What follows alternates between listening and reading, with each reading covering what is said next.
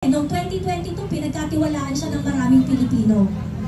Pagkakataon niya na to para baguhin ang nakasulat na ng mga sangkaterbang bagahe ng pamilyang Marcos.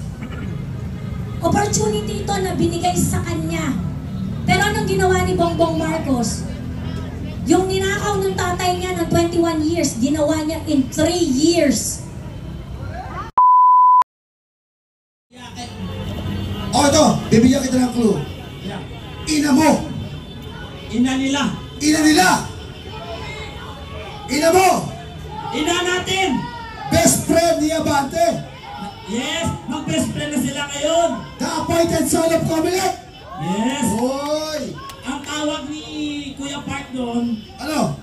utak hipon.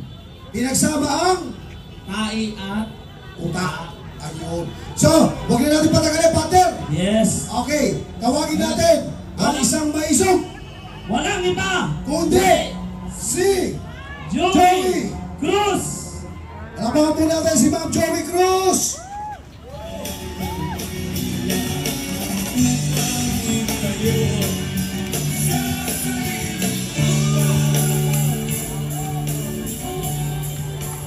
Marcos resign! Marcos resign! Marcos resign! Marcos resign! Marcos resign! Marcos resign! Marcos resign! Marcos resign! Meron pong matinding problema ang bansa natin ngayon.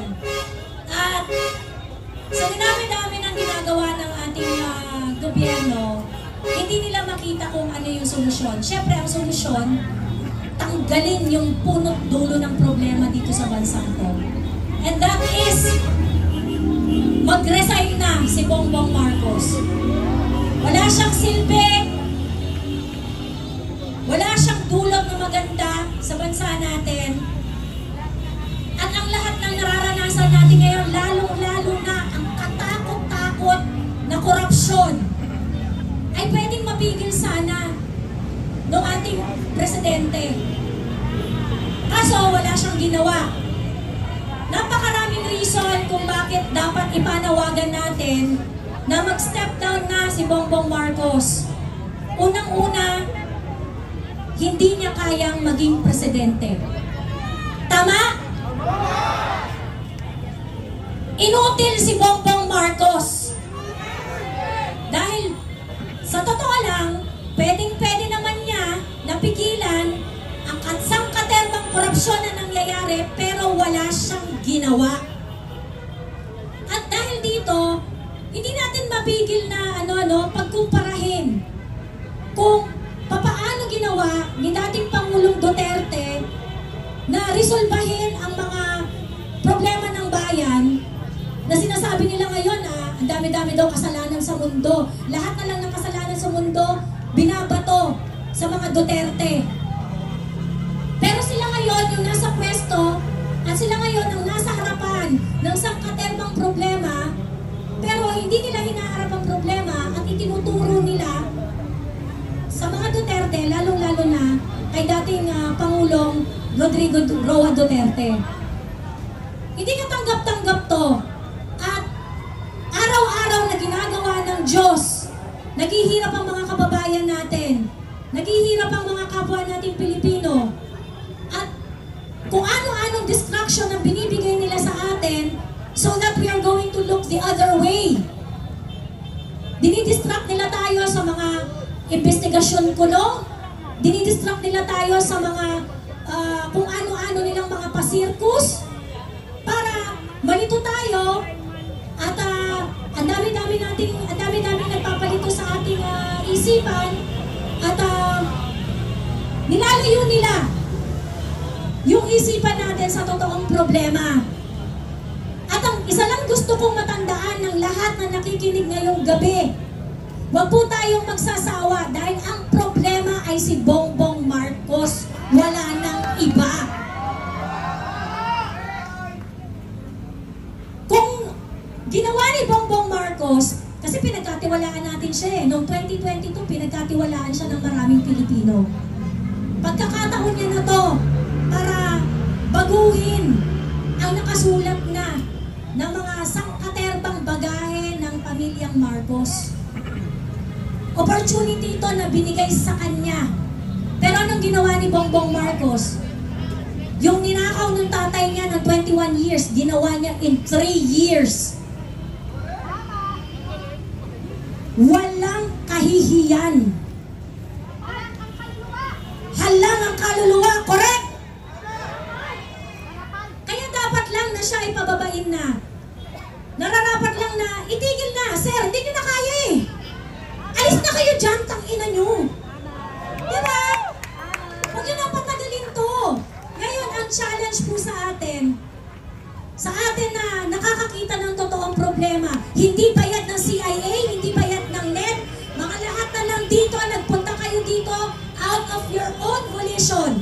Sarili ninyong pera, pinamasahe nyo papunta dito, tama? Tama! Huwag tayong titigil kasi hindi naman sila titigil sa pangungurakot eh. Huwag Tama! tayong panghinaan ng loob kasi hindi naman titigil yung mga yan. Makakapal ang mga mukha ng mga yan. Huwag tayong mapagod ipaglaban ang kinabukasan ng mga anak natin, ng mga bagong darating na mga Pilipino. Huwag tayong mapagod na isigaw ang mga bagay na gusto natin para sa bayan natin. Huwag tayong mapagod na mangarap para sa bayan natin na hindi na i-impluwensyahan ng kahit sinong banyaga. Tayo yung legit, tayo yung totoo na nandito, na sumisigaw ng sarili nating boses para ipaglaban ang bayan natin. Hindi tayo bayad ng NED.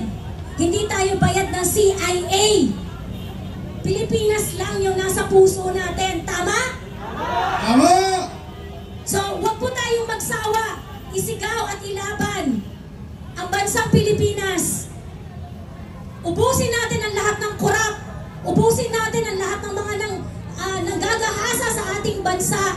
At sana sa mga susunod pa ng mga araw, magtiyaga po tayo, mag-invest po tayo para sa kinabukasan natin. Yayain po natin ang mga kaibigan natin, kapamilya natin.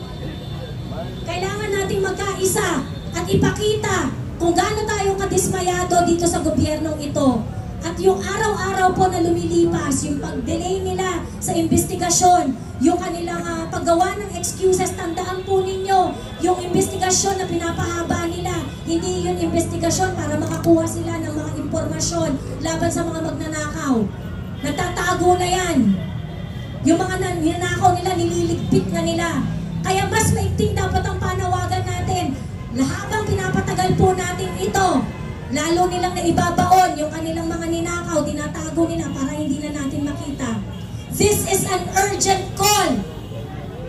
Dapat po, lumabas na po tayong lahat sa mga nakikinig dyan sa social media. Kailangan po natin kumilos na. Iparating po natin dito sa gobyernong ito, hindi na tayo masaya.